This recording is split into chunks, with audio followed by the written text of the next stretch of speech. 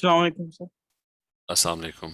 Achha, so we wanted to do weak acids. I told you that alcohols were terrible acids, and they were really bad acids. I told you the OH dissociates, but its dissociation is even less compared to water.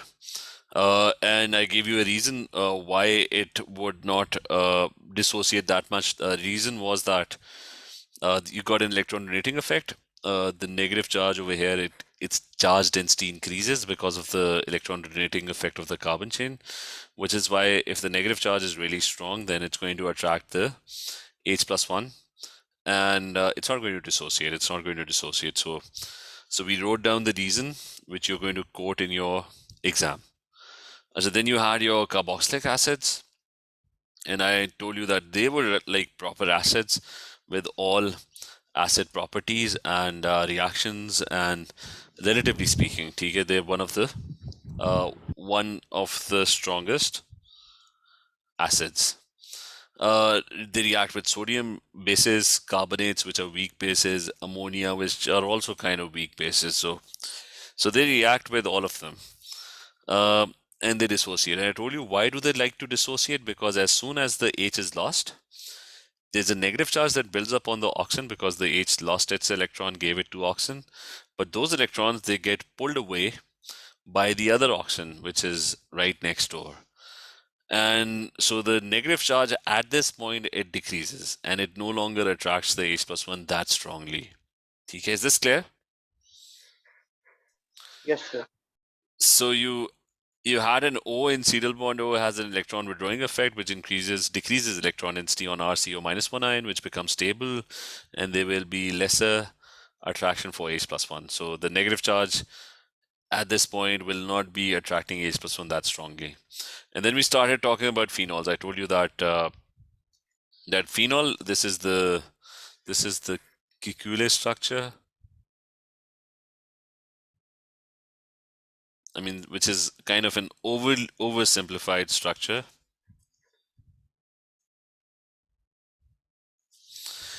So I told you it's a hexagonal bunch of carbon atoms, 6 of them joined together, C6H6, and they've got double bonds alternating. Whenever something has a double bond, the carbon is bonded to 3 atoms, and the 4th electron of carbon is not really doing anything. So this is what happens. Each carbon atom is making 3 bonds, one with H, one with this other carbon atom, one with this carbon atom. The 4th electron is not doing anything. So each carbon atom they are identical. So the 4th electron, which is the p orbital, they start overlapping with each other, and they end up forming a pi electron cloud, which is above and below. And I told you that this pi electron cloud does not have a very high charge density because the electrons are distributed over a wide area. I mean, this electron over here, not only is it distributed on the right side, but it's also distributed on the left side. So its electron distribution is happening in both directions. So which means the negative charge is very spread out. It's not very concentrated. The charge density is not very high. So if you have the OH breaks away, the H plus 1 breaks away, the oxygen gets a negative charge. The lone pairs on oxygen is a pretty tiny atom, so the electrons are kind of concentrated over a small space. But those electrons kind of they start overlapping and they mix up with the electron cloud that's over here, which is why the negative charge over here kind of decreases. And so lone pairs on oxygen overlap with benzene's pi electron cloud. The charge density on this ion, the negative charge over here, decreases, and the ion becomes more stable. It no longer attracts H plus 1. There's less attraction for H plus 1 ions, which is why there's going to be more dissociation happening. TK, is this clear? Yes, sir. And we did discuss what would happen if Cl is added or something like that. So now what we're going to talk about is we're going to talk about bases. We're going to talk about nitrogen bases. Now bases, they accept H plus 1 ions. Why is nitrogen a base? Because N has these lone pairs, and these lone pairs are capable of datively bonding with H plus 1 to form to form an ammonium ion. So lone pairs on N, they attract H positive ions. And they attract those H positive ions and form coordinate bonds, form dative coordinate.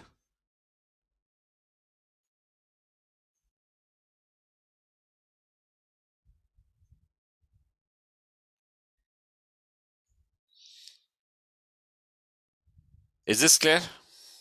Ethan, Mohammed, is this clear? Zaid, clear? Yes. Yes, sir. Now, so every nitrogen compound is usually in organic chemistry, in biology, it's all usually referred to as a base. I mean, for example, if you know about bio, it's you've got nitrogen bases in your DNA structure. So whenever you refer to a base in organic chemistry, in medical science, they're basically talking about a nitrogen somewhere in a molecule. So how many different types of organic molecules do you have that have nitrogen in them? So you've got amides. So that's one. So that's the first type. So now what's an amide? An amide is C double bond O, and there's an N with an H, or with anything with a carbon chain as well. So that is the R group is the rest of the molecule. So that's what an amide looks like. You've got phenylamine.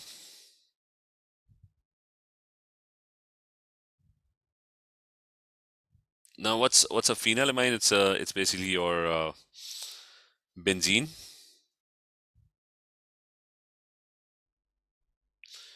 Attached to an NH2 group.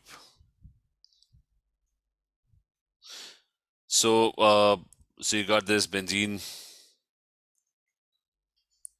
molecule which is attached to an NH2 group. Similarly, you've got ammonia. So we can add that as a reference. Ammonia is just your N with 3 H's. And right at the end, you've got your alkyl amines.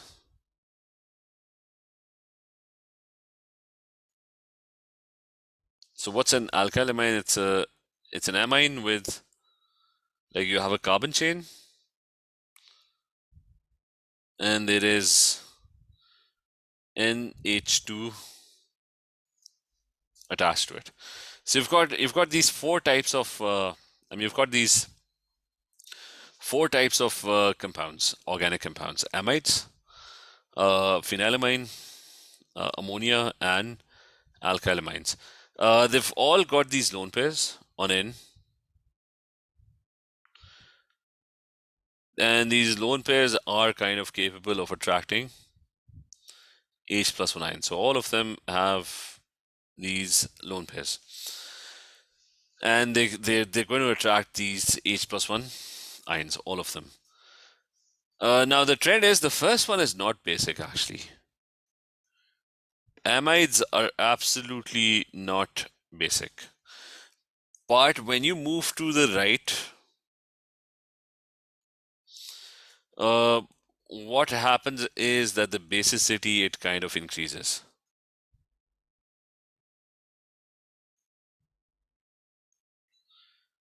They become more and more basic.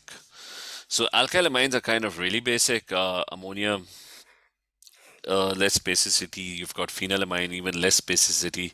And the first one, that's not basic at all. It's not going to attract H plus 1. Okay, so far, is this clear? Saqib, Nabila, Zoha, is this clear? Ethan? Yes, sir. Yes, sir. Achha, so now the question is, I mean, the explanation is exactly the same as weak acids, but it's going to be in the opposite direction now. So starting with the first one, let me just copy the first one. Let's start with this one. This is relatively speaking, that's the strongest base. So the question is, why is that the strongest base? So We'll talk about this one. So it's all due to the fact that that there's a carbon chain. What did I tell you about carbon chains? That they have an electron donating effect. What would that do? Because of that carbon chain,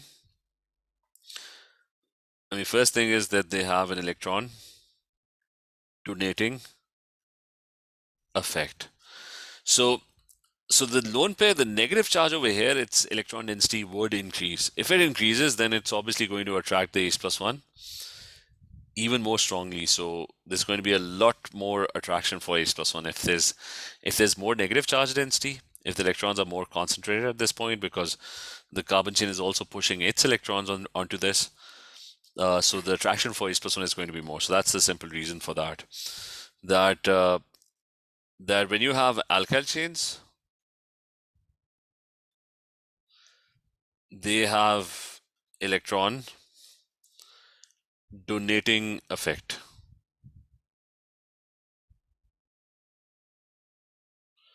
So they've got this electron donating effect, which is why a lone pair charge density increases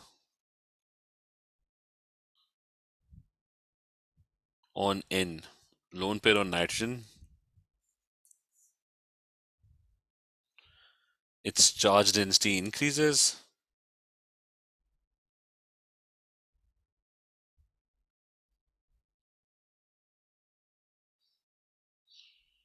And if it increases, there's going to be stronger attraction for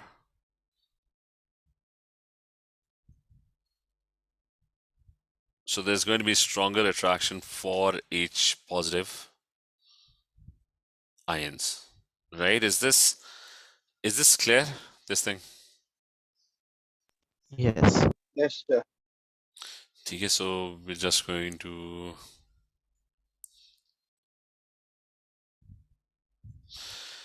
this thing. Remember this explanation for alkylamines. The next one is our phenylamines. I mean, we're not going to discuss ammonia. That's so what's wrong with the phenylamine? Why is it weaker base, relatively speaking, compared to alkylamine? So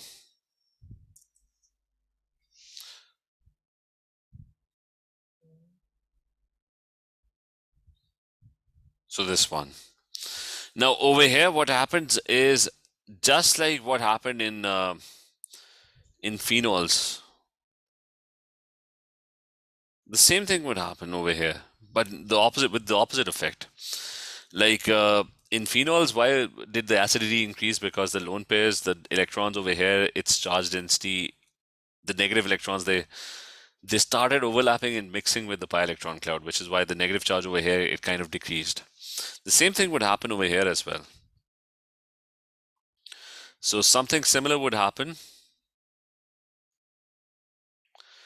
that the lone pair over here would start to overlap with benzene's pi electron cloud. And when it starts overlapping with it, then obviously the lone pair charge density would be a lot lesser. So that's the explanation, and it's not going to attract H plus 1. So lone pair on N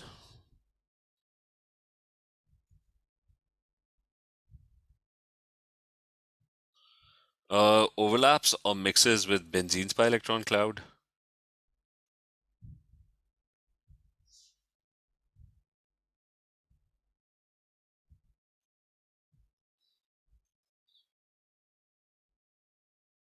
And because of which its charge density decreases.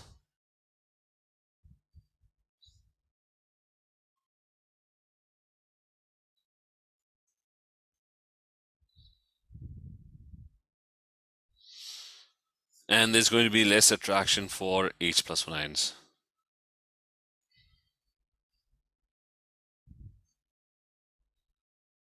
Okay, is this clear? Yes, sir. Okay, so This one you have to remember as well. And the last one, what about amides? What went wrong with amides? They were not basic at all. So it's exactly the same as, because now you've got a C double bond O. So the explanation is exactly the same as carboxylic acids, but in the opposite direction, because now you're actually trying to attract H plus 1 ions. So amides, again, you've got an electron withdrawing group attached right next to these lone pairs. So there's an electron withdrawing group. I mean, you've got these lone pairs, and you've got a highly electronegative oxygen, which kind of pulls the electrons towards itself. So the explanation is that the highly electronegative oxygen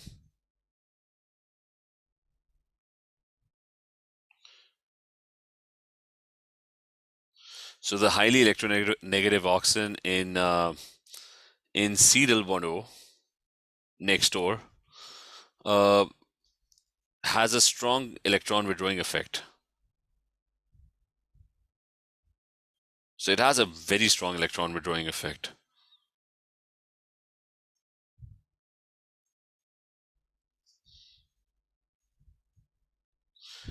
And what eventually happens is that the lone pair is gone. It completely mixes with the double bond over here. So, and lone pair overlaps with the double bond pi electron cloud.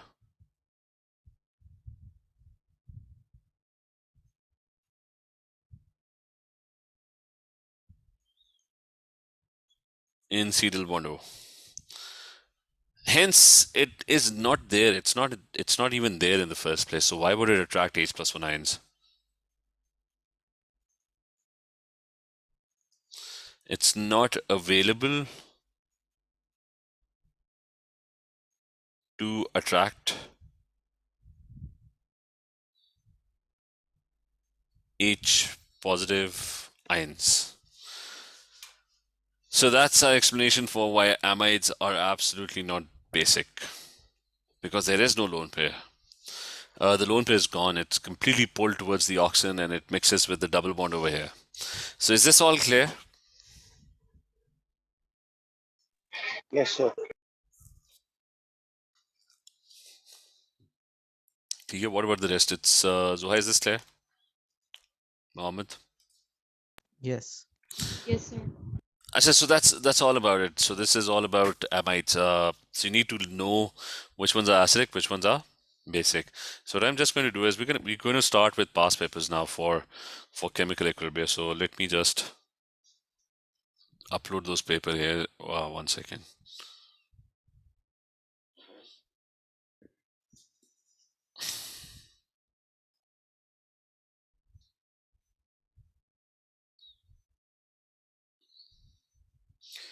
So Equilibria 2020.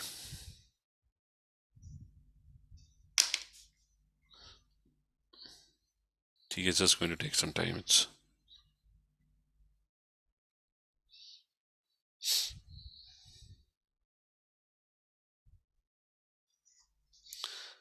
just wait a few seconds. In the meanwhile, I'll also post it on the group as well.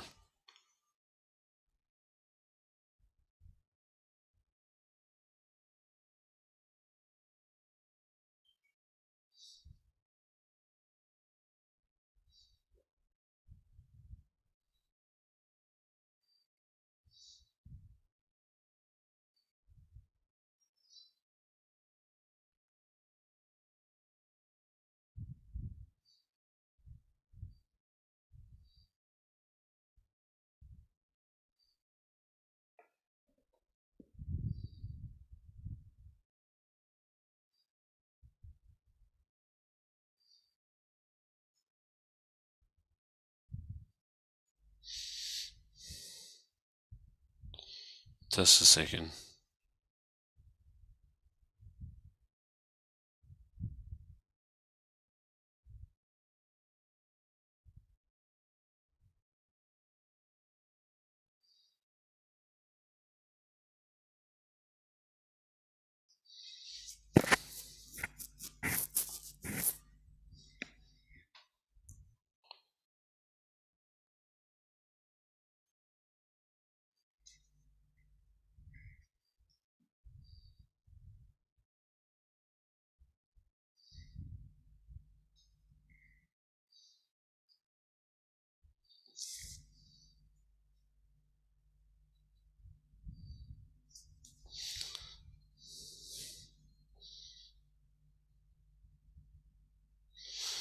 So I've posted this on the group as well, so we can start with the first one.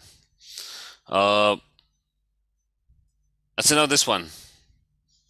And because of every question, that's why we had to do this. Every question, apart from K and etc., this would be involved. So we'll start with the first question. We have this question which says that you've got 2 chloropropanoic acid, you've got 3 chloropropanoic acid, and you've got propanoic acid. Which one is the strongest? So propanoic acid is 3 carbon atoms, right? So there's just propanoic acid, which is double bond ONOH, right? Then there is chloropropanoic acid, which is 2 chloropropanoic acid, which is going to be, Cl over here, and the rest are all H atoms.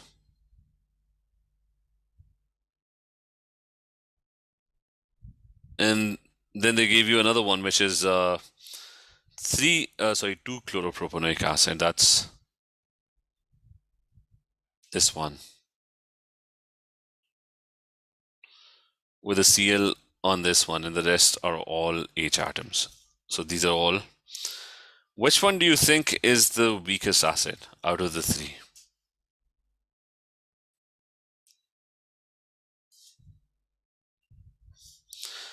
Out of the 3, which one is the weakest acid?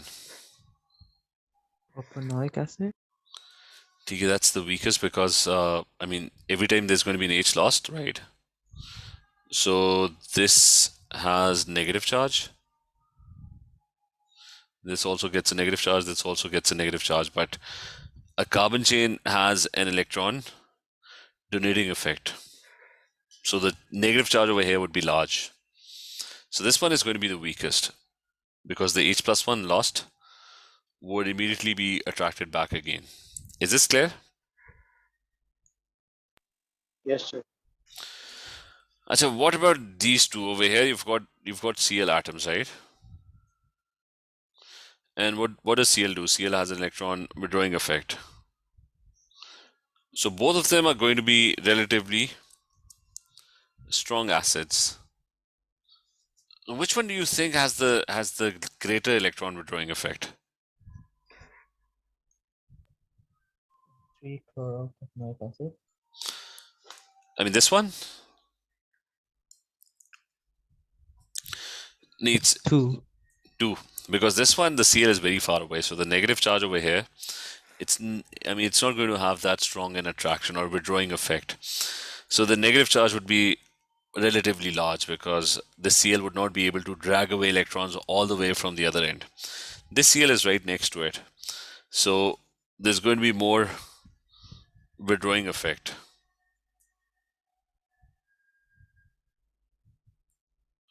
And why? Because Cl is closer to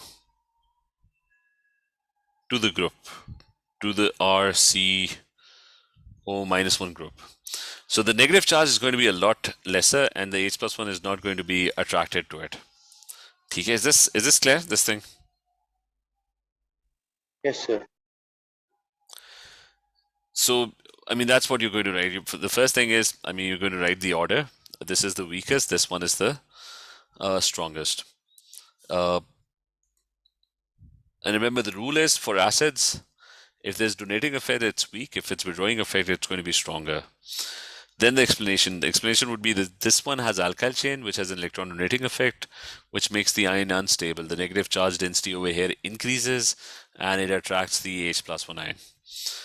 Then between the two Cl, you'll tell that Cl has an electron withdrawing effect, but since in 2 chloropropanoic acid, Cl is much closer to the CO minus 1 group, there's going to be more electron withdrawing effect, and the negative charge density is going to be a lot lesser. It's going to be a lot more stable, and it's not going to attract the H plus 1 back again. Is this clear? Yes, sir. I said then, just give me 1 second. Let me adjust this.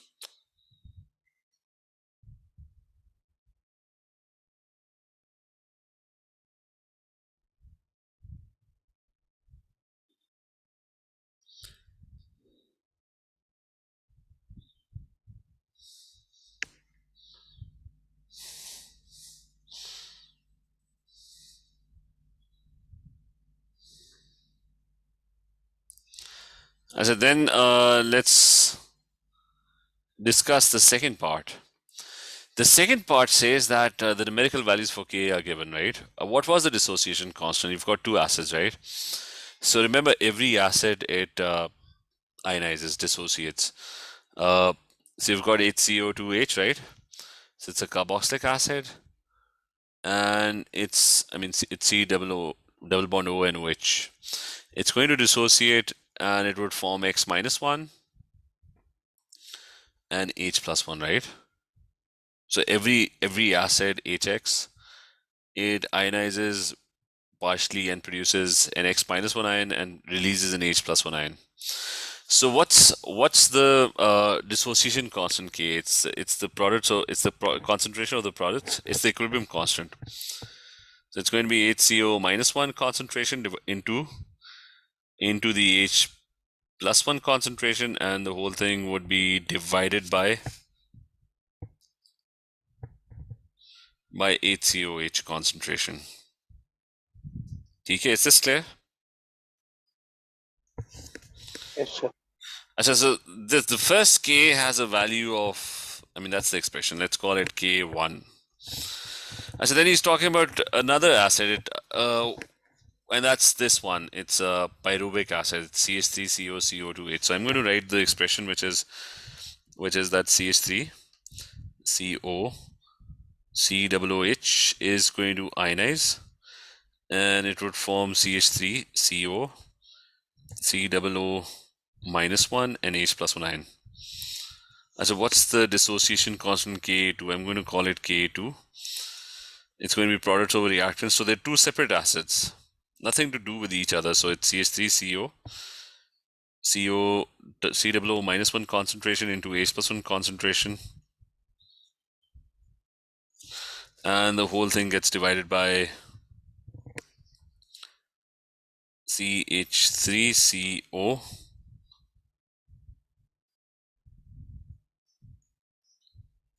So is this clear? The two dissociation constant.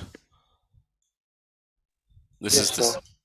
So I have my K1 and I have my Ka2, right? I've got my two equilibrium constants. Now this question is slightly tricky. He's saying that the two equilibrium constants, the dissociation constants, have nothing to do with each other. They're two separate acids, right? Now he's saying that there's a mixture containing the two acid-base pairs is formed. So what he has done is he's kind of mixed up the two acids, right? So there's an equilibrium mixture, and you can see in this mixture what's happening, what's going on. What he's done is he's mixed up the two acids. There's this methanoic acid. It loses an H plus 1 to form this ion. Who is he losing the H plus 1 to? The pyruvic acid. So it's like a acid-base pair reaction, where HCOH is losing to form this thing is losing H plus 1 to form this, or this is gaining H plus 1 to form this back again. So an acid and its conjugate base, an acid and its conjugate base. So that you get this equilibrium mixture, right? So what he has done is he has mixed the two acids together. Now use the K values to calculate the equilibrium constant for this equilibrium. Now this equilibrium, what's the expression for this equilibrium constant? It's going to be products over reactants, right? He's asking us to calculate the value for the equilibrium constant. So it's products over reactants. So it's going to be HCO2 H concentration into the other product, which is CH3CO COO minus 1 concentration, divide the whole thing by the reactants. The reactants are what? HCOO minus 1 concentration into CH3CO.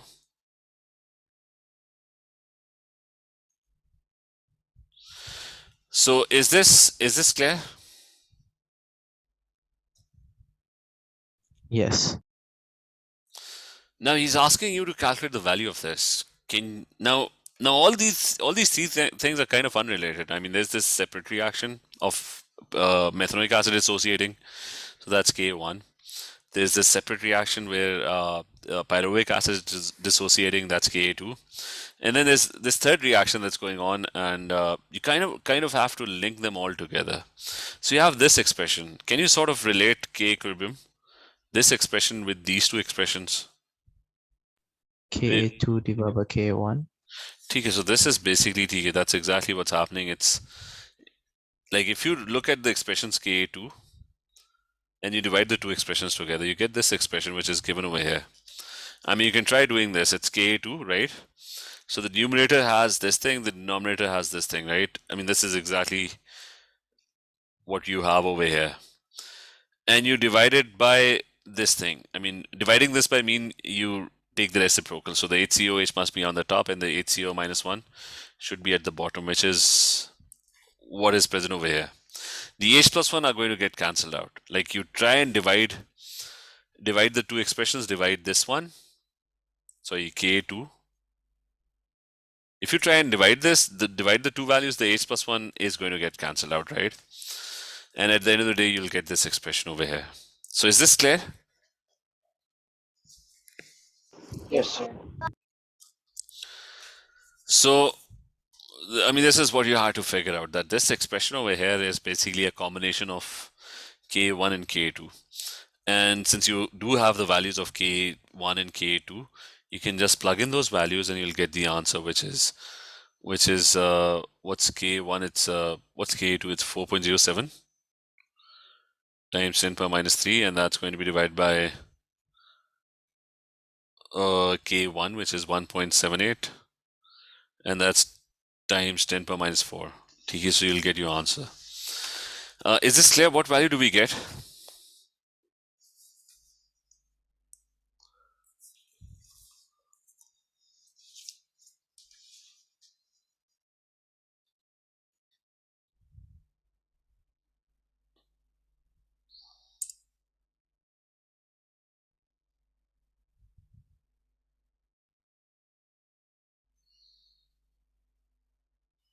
$22.9.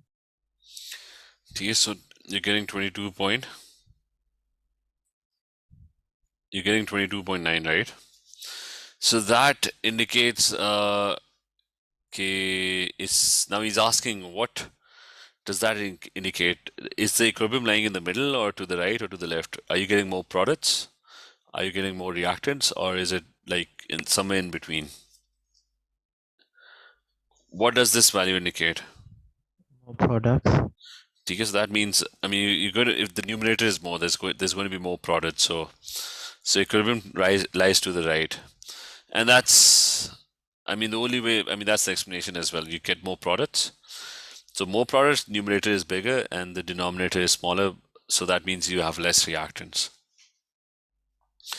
So this part is easy. What's the mathematical expression for pH? That's simply minus log of the concentration of H plus 9. So there's nothing to it. What's the K for a weak acid? It's a weak acid. It's going to dissociate into A minus 1 plus H plus 1.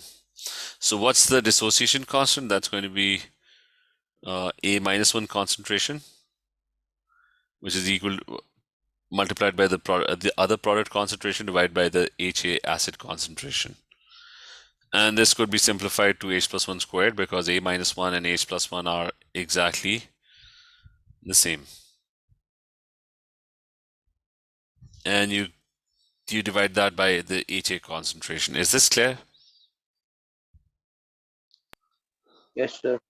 I said then you have to figure out, write equations to show how a buffer solution consists of a mixture of HA and Na.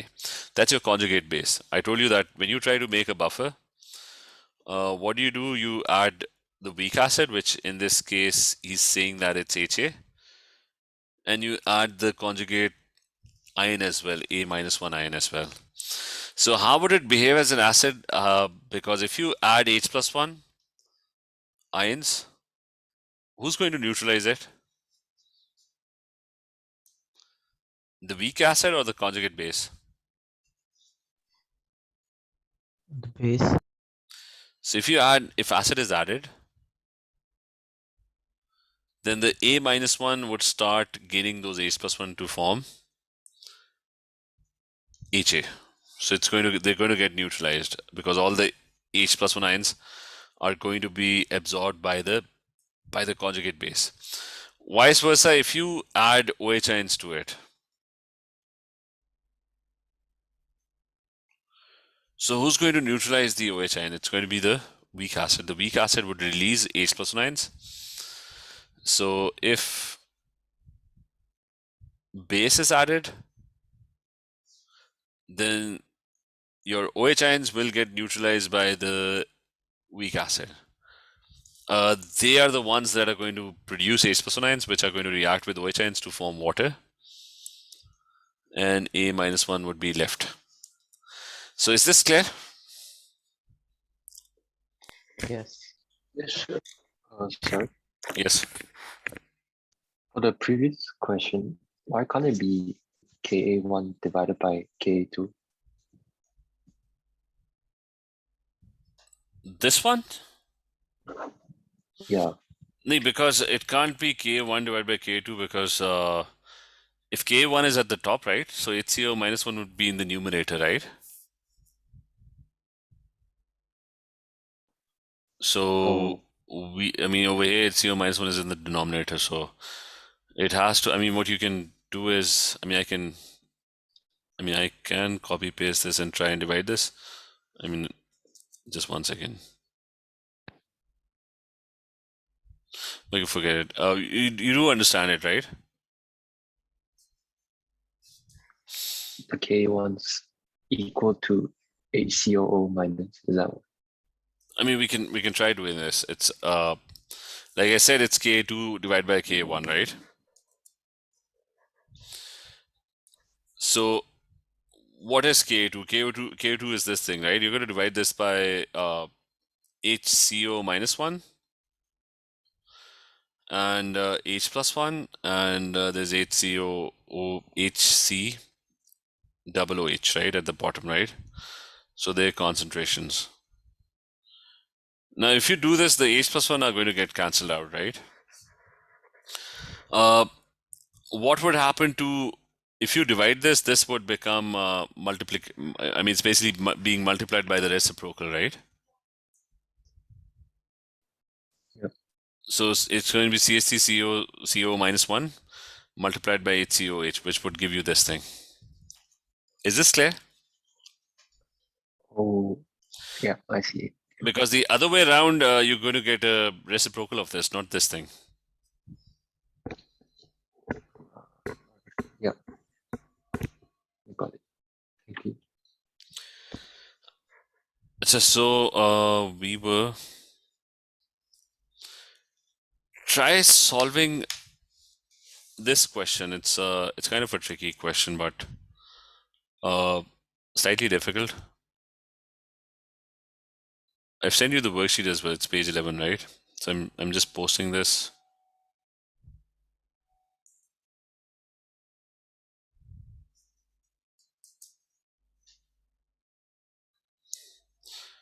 Try solving this as homework. Okay, so we're going to talk. We're going to continue in the next class then. Okay, sir. Gracias. Okay, take care. Allah Thank Hafiz. you.